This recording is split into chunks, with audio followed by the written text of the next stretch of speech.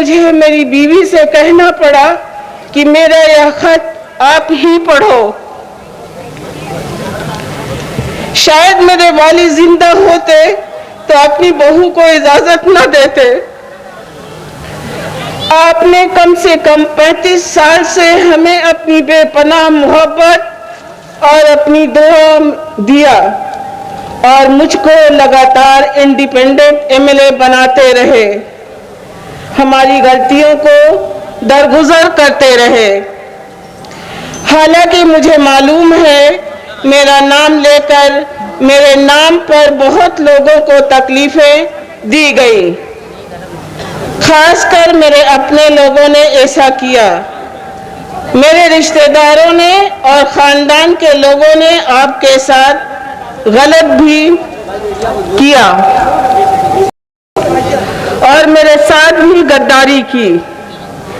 यकीन मानिए मुझे खबर नहीं होती थी, फिर भी मैं अपनी गलती की माजरत अल्लाह से भी मांगता हूँ और आपसे भी मांगता हूँ।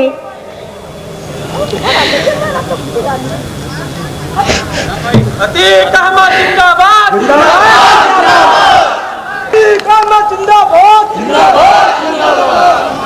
मुझे अखिलेश जी ने खाली जेल ही नहीं भेजा बल्कि कटरे का मुसलमान वकील जो एडिशनल एडवोकेट जनरल था।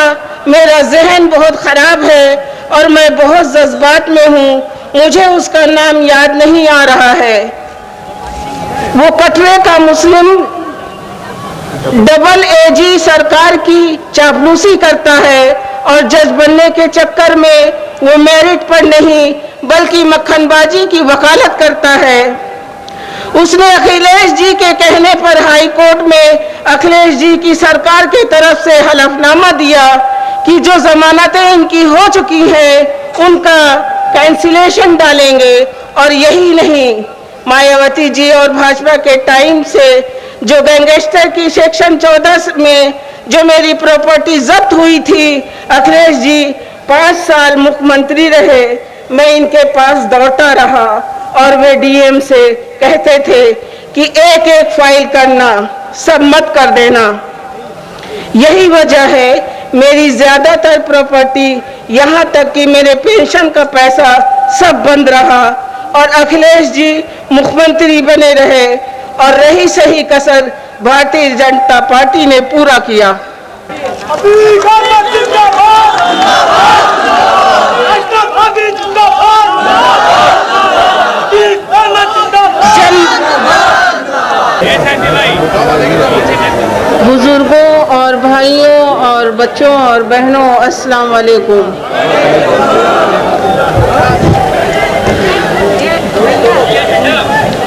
हम किसी सियासी में तो नहीं है, ना हमें सियासत आती है, लेकिन सांसद जी के कहने पर और उनके खत और बहुत इकरार करने पर हमने ये कदम उठाया। उनके कहने पर उनका खत पढ़ने के लिए हम हाजिर हुए हैं।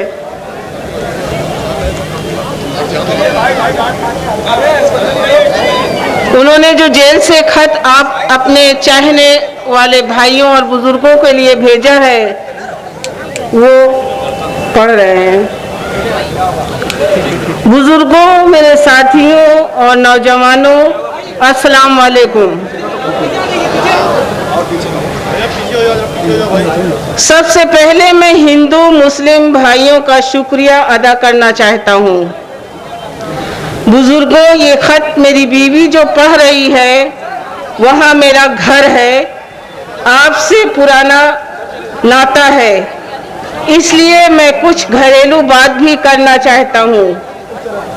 मैं और मेरा भाई जेल में है। बड़े बेटे उमर को फर्जी फंसाकर इनाम रखा गया है। बड़ी मजबूरी में मुझे मेरी बीवी से कहना पड़ा कि मेरा यह खत आप ही पढ़ो। शायद मेरे वाली जिंदा होते तो अपनी बहू को इजाजत न देते। आपने कम से कम 35 साल से हमें अपनी बेपनाह मोहब्बत और अपनी दुआ दिया और मुझको लगातार इंडिपेंडेंट एमएलए बनाते रहे, हमारी गलतियों को दरगुजर करते रहे। हालांकि मुझे मालूम है मेरा नाम लेकर मेरे नाम पर बहुत लोगों को तकलीफें दी गई, खासकर मेरे अपने लोगों ने ऐसा किया। मेरे रिश्तेदारों ने और खानदान के लोगों ने आपके साथ गलत भी किया और मेरे साथ भी गद्दारी की। यकीन मानिए मुझे खबर नहीं होती थी, फिर भी मैं अपनी गलती की माजरत अल्लाह से भी मांगता हूँ और आपसे भी मांगता हूँ।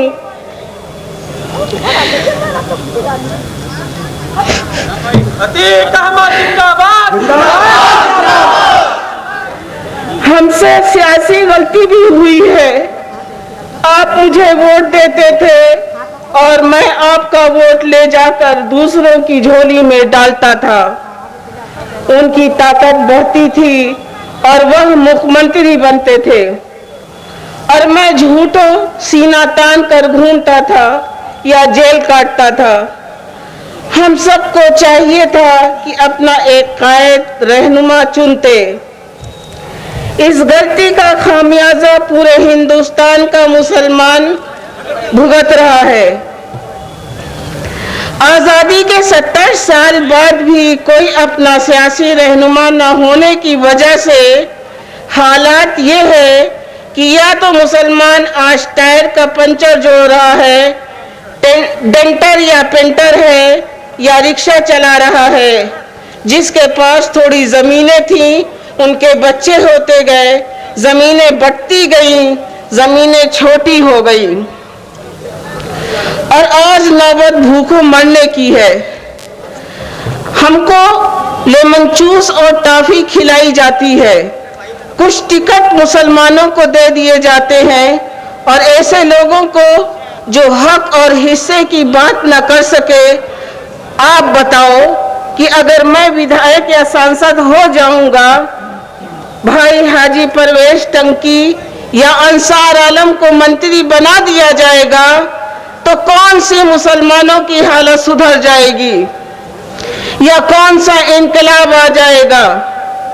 इन लोगों को ऐसे मुसलमान विधायक या सांसद चाहिए जो हाथ बांधे जी हुजूरी करे और जो इनकी जी हुजूरी ना करे उसको ये कमजोर करने की साजिश करते हैं और जेलों में डाल देते हैं।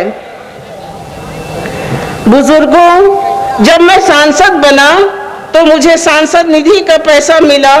मैंने सारा पैसा फूलपुर की सांसदीय क्षेत्र में कब्रिस्तानों की बाउंड्री बनवाने में लगाया। आप गवाह हो, आप जानते हो, और अगर मैं सही कह रहा हूं तो अपने हाथ उठाकर बाकी लोगों को यकीन दिला दो। अतीक अहमद जिंदाबाद। अशरफ अली जिंदाबाद। अतीक अहमद जिंदाबाद। जब मैं संसदीय क्षेत्र का सारा पैसा कब्रिस्तानों को लिख रहा था तो मुझको हाई कमान से रोका गया और कहा गया कि यादव के स्कूलों को भी पैसा दो। मुझे स्कूल में पैसा देने से इतराज नहीं है, लेकिन लोग कमीशन खाते हैं और आधे से ज्यादा पैसा खा जाते हैं। उस वक्त मैंने कहा था कि मैं वो गुण नहीं हूँ जो चीटा खा जाए। आप क्या समझते हो मुझे जेल किसने भेजा? उस वक्त के मुख्यमंत्री अखिलेश यादव जी ने भेजा। इनको डर था अतीक कानपुर से निर्दलीय चुनाव लड़ लेंगे और मैं कानपुर में कह के भी आया था कि टिकट काटा तो अपना टिकट बना लूंगा।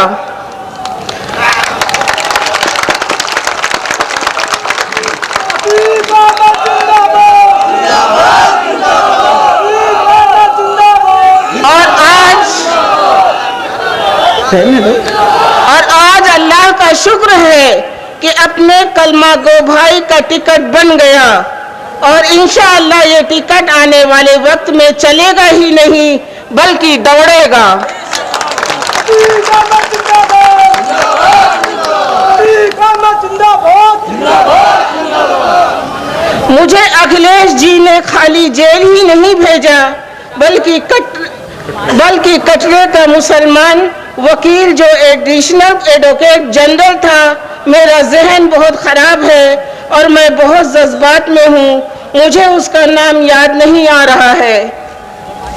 वो कटरे का मुस्लिम डबल एजी सरकार की चापलूसी करता है और जज बनने के चक्कर में वो मेरिट पर नहीं बल्कि मक्खनबाजी की वकालत करता है। उसने अखिलेश जी के कहने पर हाई कोर्ट में अखिलेश जी की सरकार की तरफ से हलफनामा दिया कि जो जमानतें इनकी हो चुकी हैं उनका कैंसिलेशन डालेंगे। और यही नहीं, मायावती जी और भाजपा के टाइम से जो गैंगस्टर की सेक्शन 14 में जो मेरी प्रॉपर्टी जब्त हुई थी, अखिलेश जी 5 साल मुख्यमंत्री रहे। मैं इनके पास दौड़ता रहा और वे डीएम से कहते थे कि एक एक फाइल करना, सब मत कर देना। यही वजह है मेरी ज्यादातर प्रॉपर्टी, यहाँ तक कि मेरे पेंशन का पैसा सब बंद रहा और अखिलेश जी मुख्यमंत्री बने रहे और रही सही कसर भारतीय जनता पार्टी ने पूरा किया।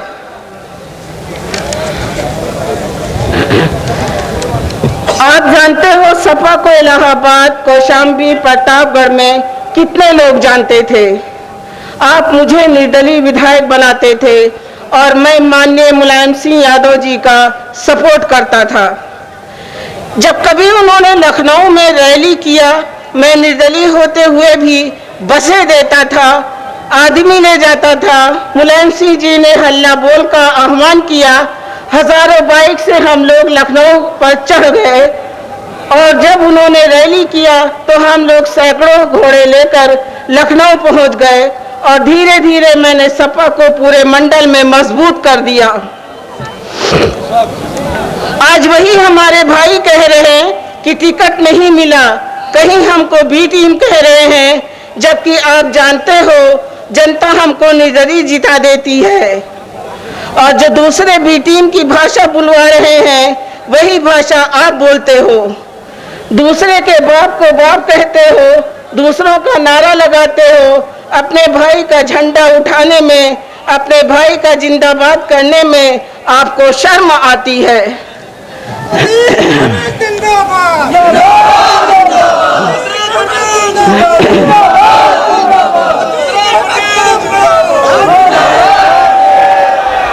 याद रखना, कोई नहीं चाहता मुसलमानों की पार्टी बने, इसलिए कि उनको मालूम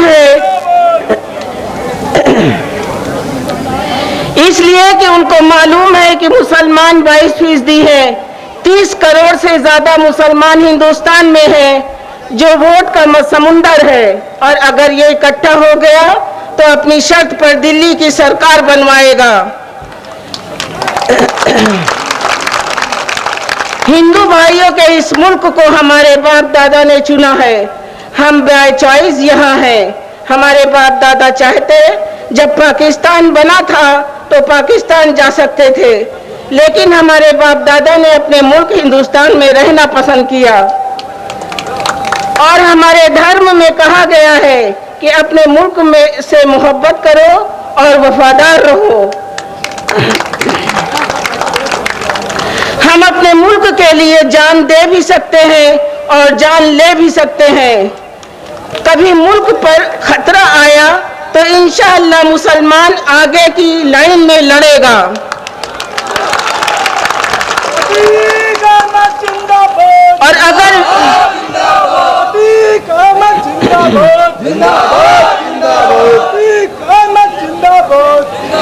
और अगर वीर हमीद ने 7 टैंक तोड़े थे तो हमारे नौजवान उससे भी बहादुरी से दुश्मन से लड़ेंगे, लेकिन हमारा हिस्सा तो दो।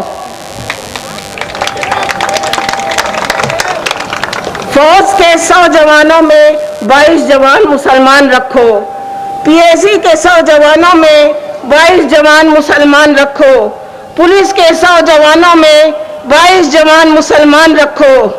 हमको हमारी तादाद के हिसाब से हर नौकरी में और शिक्षा में हिस्सा दो।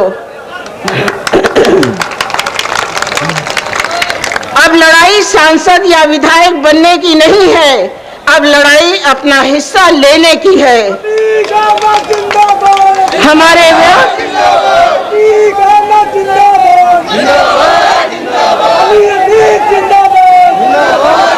हमारे वोट सबसे ज्यादा हैं। हम अपने हिंदू भाइयों को भी टिकट देंगे, चाहे वो दलित भाई हो या पिछड़े भाई हो, लेकिन अब टिकट मांगने वाले नहीं, हम टिकट देने वाले बनेंगे।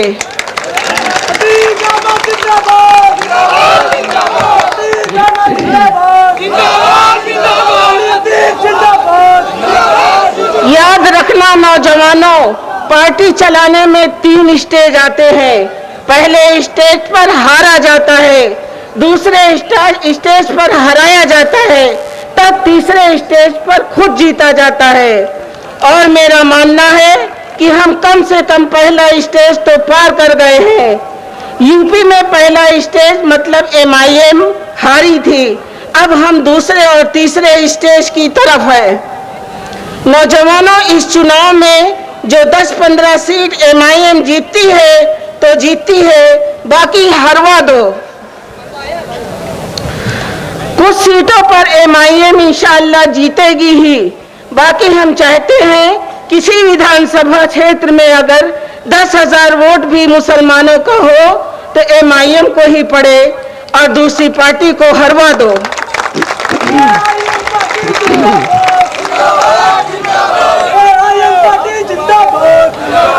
कम से कम जिंदा हो तो जिंदा नजर भी आना चाहिए। बीजेपी जीतती है तो जीत जाए, खाली मुसलमान ठेकेदार नहीं है। बीजेपी तो हराने का, जब सपा बसपा और बीजेपी को हराने का, जब सपा बसपा और मुसलमान मिलकर बीजेपी को नहीं हरा पाए तो क्यों ना अपनी कीमती चीज, अपनी ताकत यानी अपना वोट अपने कलमागो भाई की झोली में डाले।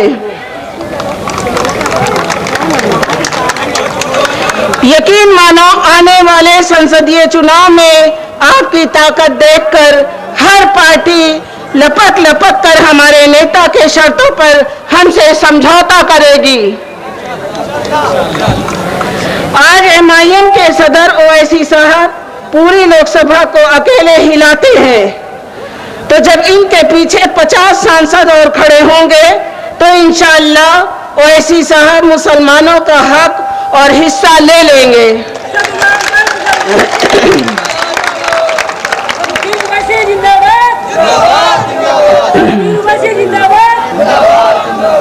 आप सोचो, मायावती जी का वोटर खाली नीले झंडे और हाथी को देखकर किसी को भी वोट दे देता है, और लोग जाकर पैरों में पड़ के पैसे दे के टिकट मांगते हैं। और मायावती जी कई बार मुख्यमंत्री बनती हैं। तो मुसलमान भाइयों, आपकी तादाद दलित से भी ज्यादा है। हमारी पार्टी हिंदू भाइयों को भी टिकट देगी, और आप अगर खाली MIM को अपनी पार्टी और पतंग उसका निशान पकड़ लो तो क्या नहीं हो सकता। जहां तक बीजेपी को हराने की बात है, आने वाले वक्त में हम हिंदू भाइयों को टिकट देंगे और आपके वोट से हिंदू मुस्लिम मिलकर बीजेपी को इंशाअल्लाह MIM ही हराएगी।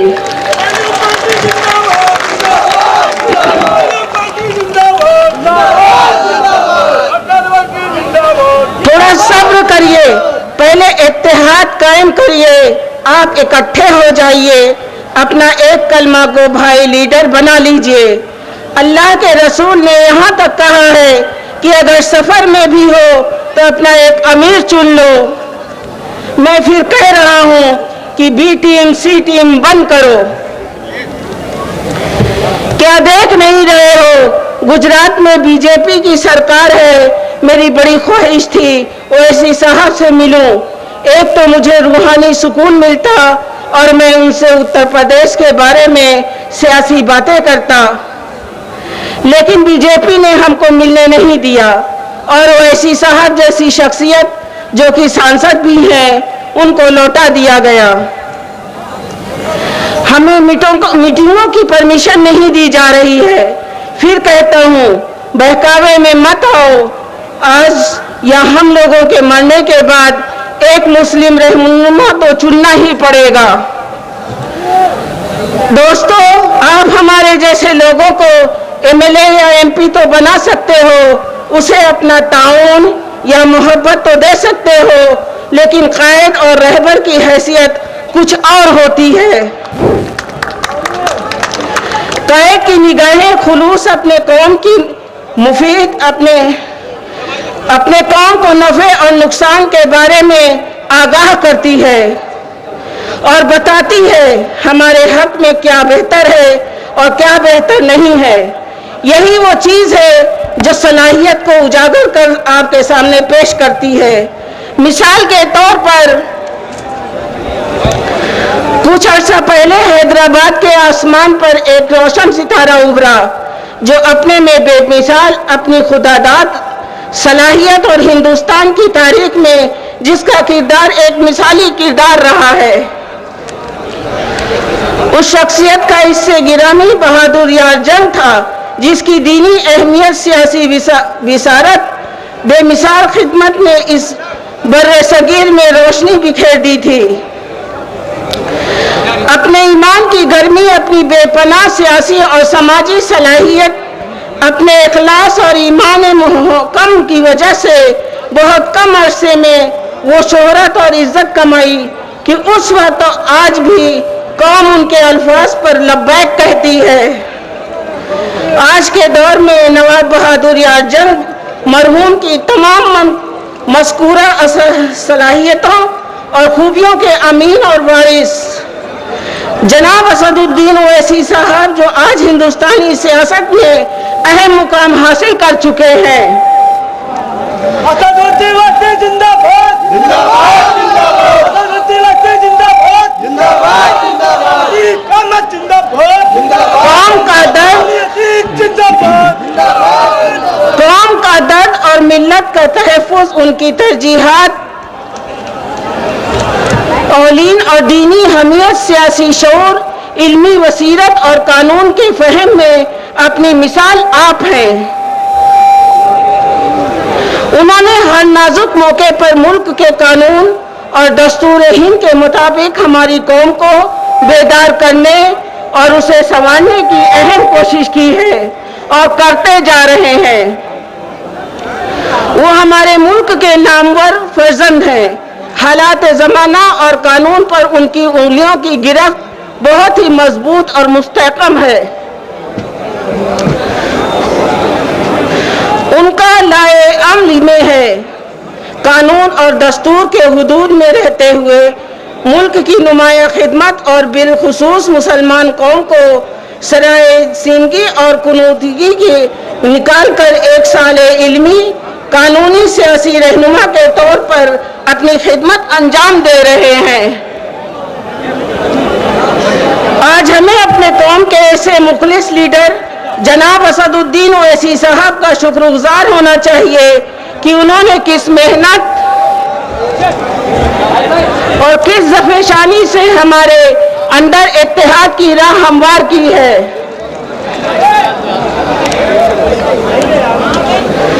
उनके तारीफ और तहसील में है कि हम खुलूस दिल से अपना रहबर, अपना क़ायद और अपना मोहसिन मानकर उनकी फिक्र में खोशाची बन जाए और बिल इत्तेफाक उनको अपना अमीर और क़ायद तस्लीम कर लें।